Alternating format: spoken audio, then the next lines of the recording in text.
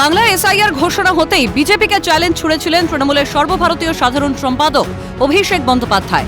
সাফ জানিয়েছিলেন নোটবন্দির পর ভোটবন্দি করতে চাইছে বিজেপি। তারপরেও তৃণমূল 26-এর ভোটে বেশি আসন নিয়ে ক্ষমতায় ফিরবে তৃণমূল হুঁশিয়ারি দিয়ে বিজেপিকে চ্যালেঞ্জ ছুড়েছিলেন অভিষেক। নোটবন্দি করে মানুষ এদের 303 থেকে 240-এ নেমেছে, আর এবার ভোটবন্দি করতে চেয়েছে মানুষ এটা 240 থেকে 100-তে নেওয়া হবে। আর আমি তো চ্যালেঞ্জ করেছিলাম, এসআইআর এর কথা ঘোষণা করেছিল, পরের দিন সাংবাদিক বৈঠক করে বলেছিলাম যে বিজেপি আমার চ্যালেঞ্জ অ্যাকসেপ্ট করুক। আজকে 5 দিন হয়ে গেল, তো 120 ঘন্টা পার, বিজেপি অ্যাকসেপ্ট করছে না কেন? তাই যদি হয় তাহলে আমার চ্যালেঞ্জ অ্যাকসেপ্ট করুক যে এসআইআর হওয়ার পরেও তৃণমূলের ভোটের শতাংশ বাড়বে আর আসনের সংখ্যা বাড়বে, আর যদি না বাড়ে আপনারা যা শাস্তি দেবেন আমি মাথা পেতে নেব। কিন্তু সময় গড়িয়েছে, এসআইআর এর প্রথম দফার প্রক্রিয়া সম্পন্ন হয়ে এখন খসড়া তালিকা প্রকাশ হয়েছে। তবে অভিষেকের চ্যালেঞ্জ কি গ্রহণ করেছে বিজেপি? এসআইআর এর শুরু থেকেই দ্রুততার সঙ্গে এসআইআর তার পদ্ধতি নিয়ে প্রশ্ন তুলে সরব ছিল তৃণমূল। বিজেপির অনুপ্রবেশ ইস্যুতে সুর চড়িয়েছে। গেরুয়া শিবিরের নেতারা গলা ফাটিয়ে বলেছেন এসআইআর এ প্রায় 2 কোটি নাম বাদ যাবে। যদিও শেষ পাওয়া তথ্য বলছে বাদের তালিকায় 58,20,898 জন। এবার দিল্লি থেকে বিজেপির উদ্দেশ্যে ফের সুর চড়া তৃণমূলের সর্বভারতীয় সাধারণ সম্পাদকের। মঙ্গলবার অভিষেক বলেন, আমি তো চ্যালেঞ্জ দিচ্ছি, চ্যালেঞ্জ নিতে ভয় পাচ্ছে কেন?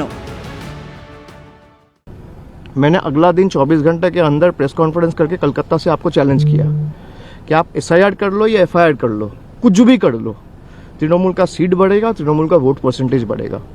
आज 1.5 महीना हो गया, चैलेंज एक्सेप्ट ही नहीं हुआ। तो डरे कौन है? जो चैलेंज एक्सेप्ट नहीं कर रहा है या जो चैलेंज दे रहा है? मैं तो दे रहा हूँ, डरे हुए वो है क्योंकि वो एक्सेप्ट नहीं कर रहे हैं। तो सवाल जाके उनसे पूछिए।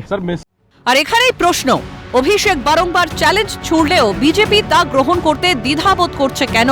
তৃণমূল এসআইআর এর বিরোধিতায় সরব থাকলেও এসআইআর শুরু হতেই সাধারণ মানুষের পাশে থেকেছে ঘাসফুল শিবির।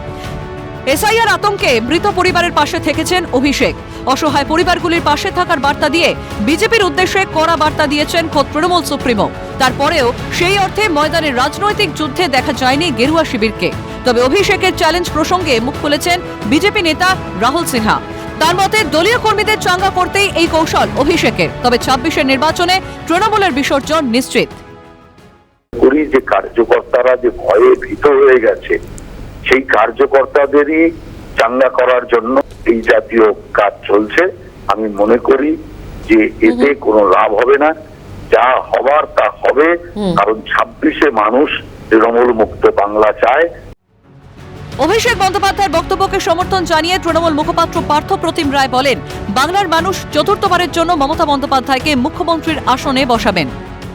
অভিষেক বন্দ্যোপাধ্যায় যথার্থই বলেছেন, এসআইআর হোক বা যতই ষড়যন্ত্র হোক না কেন, বাংলার মানুষ চতুর্থবারের জন্য মমতা বন্দ্যোপাধ্যায়কে মুখ্যমন্ত্রী আসনে বসাবেন। এবং তৃণমূল কংগ্রেস গতবারের থেকে একটি আসন হলো বেশি পাবে, 250-এর বেশি সিট পাবে। মানুষ তৃণমূল কংগ্রেসের পাশে রয়েছে এবং কেন্দ্রীয় সরকার বিজেপি যেভাবে মিথ্যাচার করছে, বাংলার প্রতি বঞ্চনা করছে, তার বিরুদ্ধে মানুষ ভোট দেবে তৃণমূল কংগ্রেসের অনুকূলে এবং বিজেপিকে পরাস্ত করবে নিশ্চয়। সব মিলিয়ে এসআইআর আবহে পারদ সপ্তমে বঙ্গের রাজনীতির। তৃণমূলের সেকেন্ড ইন কমান্ডের মন্তব্য সেই তাপকে আরও বাড়াবে বলেই ধারণা রাজনৈতিক মহলের। ক্যালকাটা নিউজ।